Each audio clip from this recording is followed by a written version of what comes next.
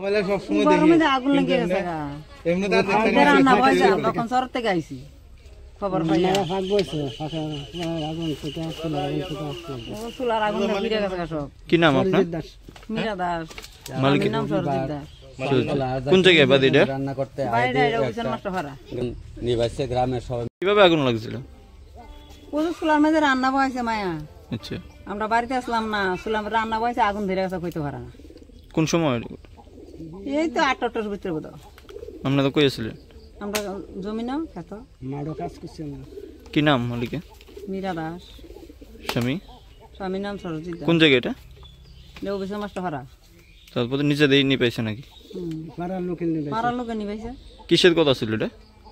এটা রান্নাঘর। শোনের?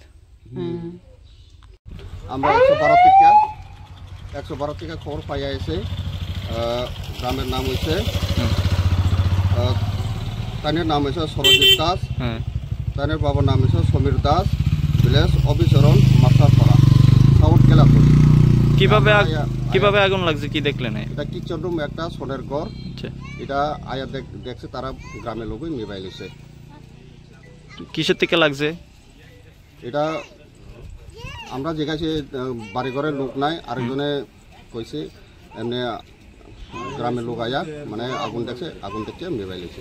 রান্না করা ছিল নাকি? রান্নাঘর আসলো, রান্নাঘরের ভিতরে কারাই আছে, দেখ আছে, এটা সব পুড়ে গেছে। আর সনের ঘর, বেড়ার ঘর, বেশি বড় না, একটু রান্নার ঘর আর কি।